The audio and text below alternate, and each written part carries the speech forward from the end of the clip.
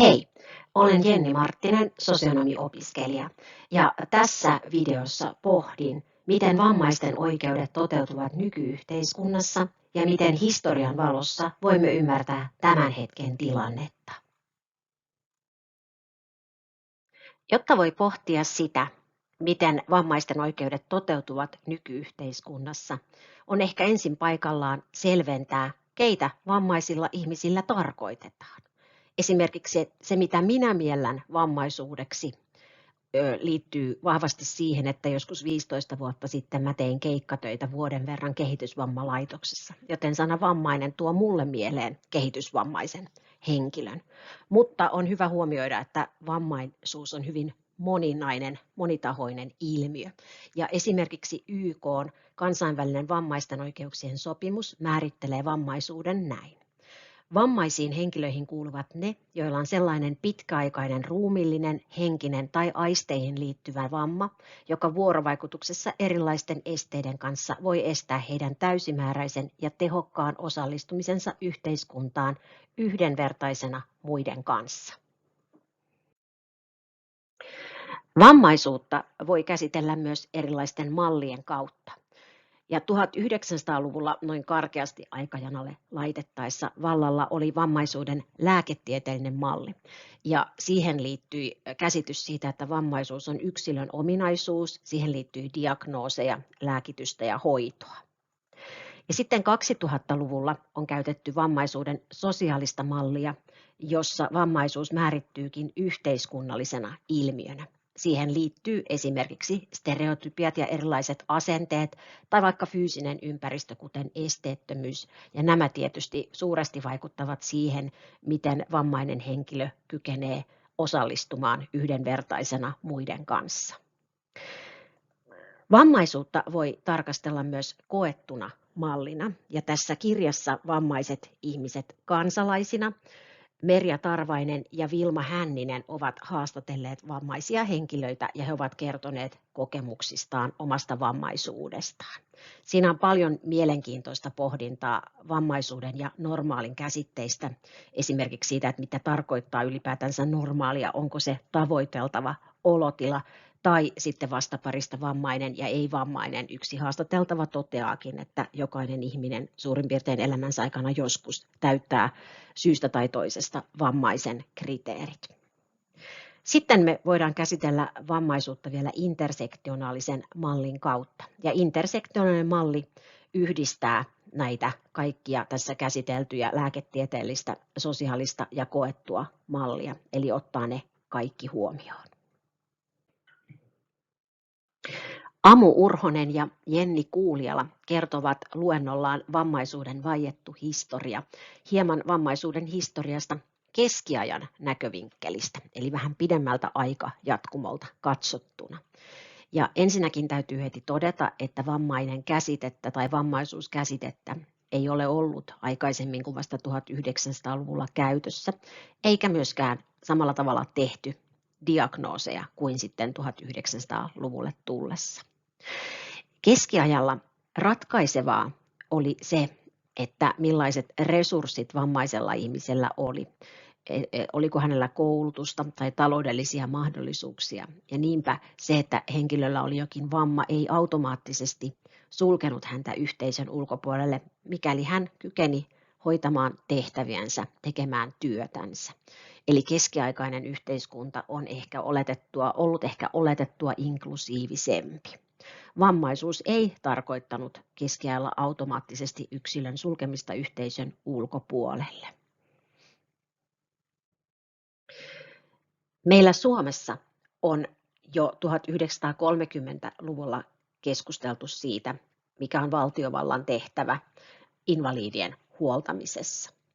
Sotien jälkeen meillä olikin sitten iso koetus, kun meillä sotien jälkeen oli täällä 100 000 pysyvästi invalidisoitunutta sotainvalidia, ja heitä autettiin pysymään kiinni elämän syrjässä uudelleen kouluttamalla, tarjoamalla erilaisia apuvälineitä ja sitten työtoimintaa niille, joiden oli muuten vaikea työllistyä.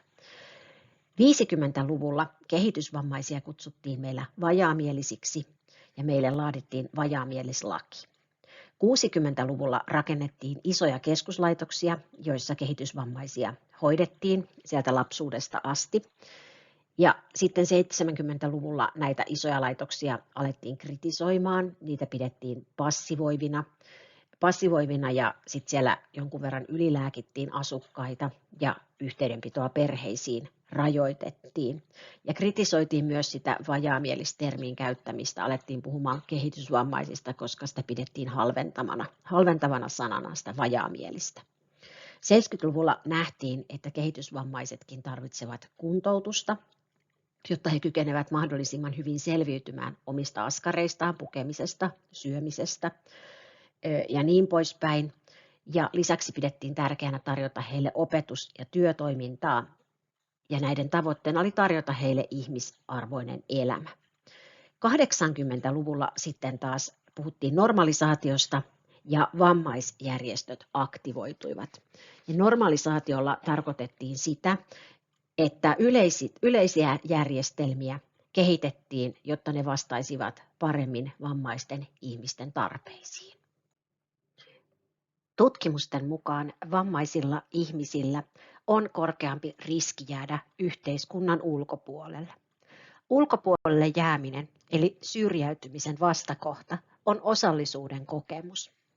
Osallisuuden kokemus tuo merkitystä ihan kenen tahansa meistä elämään. Se on meille välttämätöntä. Vammaisten oikeuksien toteutumisen kannalta osallisuuden toteutuminen on erityisen tärkeää. Minna Harjula on sanonut, että työ on nykyyhteiskunnassa ihmisen arvon mitta. Antti Teittinen ja Hannu T. Vesala käyttivät tässä Vammaiset ihmiset kansalaisina -kirjassa termiä työntekijäkansalaisuus. Työn kautta ihminen myös kuuluu johonkin.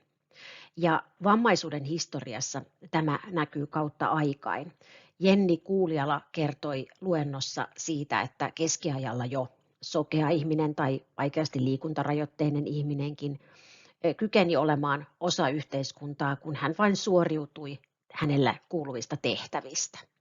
Ja sitten jos me ajatellaan vaikka niitä meidän sotainvaliideja, niin heitä työ kuntoutti sodan jälkeen niin, että he pysyivät kiinni elämän syrjässä niiden sotakokemusten jälkeen. Tai yhtä lailla näissä meidän kehitysvammalaitoksissa on ollut työtoimintaa, on tunnistettu se, että siitä tulee merkitystä ja sisältöä elämään.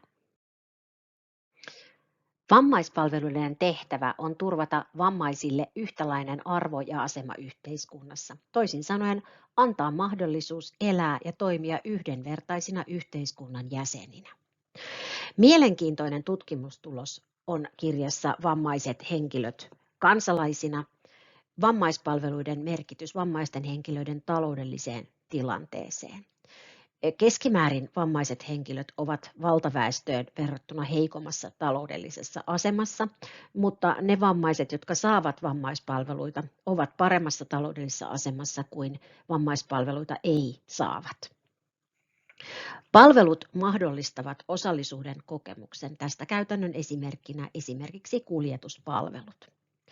Toisaalta henkilö voi joutua palveluviidakkoon, josta käytettiin kirjassa Vammaiset ihmiset kansalaisina pallometaforaa, eli sitä, kun henkilöä pompotellaan luukulta ja palvelulta toiselle. Vammaispolitiikalla pyritään vammaisten yhdenvertaisuuteen ja tasa-arvoon. Se tarjoaa vammaisille henkilöille ja heidän läheisilleen mahdollisuuden vaikuttaa niin omiin asioihin kuin myös rakenteisiin. Merja Tarvainen ja Vilma Hänninen kirjoittavat, että taustalla etenkin taloudellisesti tiukkoina aikoina on myös aitoa huolta kriteerien tiukentumisesta ja vammaisten aseman heikentymisestä. Eräällekin kirjaan osallistuneelle kirjoittajalle oli todettu, että hän ei enää saa tukimuotoa, koska hän ei ole tarpeeksi vammainen. Vammaisjärjestöissä ja neuvostoissa toimiminen tarjoaa osallisuuden kokemuksen ja joukkovoimaa, joka voimaannuttaa osallistajia. Haluan vielä nostaa tästä kirjasta Vammaiset ihmiset kansalaisina esiin tämän itsemääräämisoikeuden, josta kirjoittajat kirjoittavat, että vammaiset henkilöt nähdään usein avun ja tuen tarvitsijoina ja heitä saatetaan kohdella kuin lasta ja heihin kohdistetaan tällaista holhousmentaliteettia sen sijaan, että heidät nähdään itsenäisinä ja aktiivisina toimijoina. Ja lopuksi vielä, vaikka eletään 2000-lukua ja meillä on paljon tietoa käytössä ja kokemusta vammaisuudesta, niin työtä on vielä tehtävänä, jotta vammaisten ihmisten oikeudet toteutuisivat. Tarvitaan lisää tietoisuutta vammaisuudesta ja sen moninaisuudesta, jotta voidaan purkaa stereotypioita ja niin henkisiä kuin fyysisiäkin esteitä. Sitoutuminen paperilla YK:n vammaisten oikeuksien sopimukseen ei sinällään riitä, vaan tarvitaan myös käytännön toimia vammaisten oikeuksien toteutumisen edistämiseksi. Tässä kirjassa Vammaiset ihmiset kansalaisina itseäni viehättää se, että monenlaisten asiantuntijoiden ja heidän tietonsa lisäksi on kysytty myös vammaisilta kansalaisilta, vammaisilta ihmisiltä. Minä kiitän mielenkiinnosta ja tästä voitte nähdä vielä käyttämäni lähteet. Kiitos.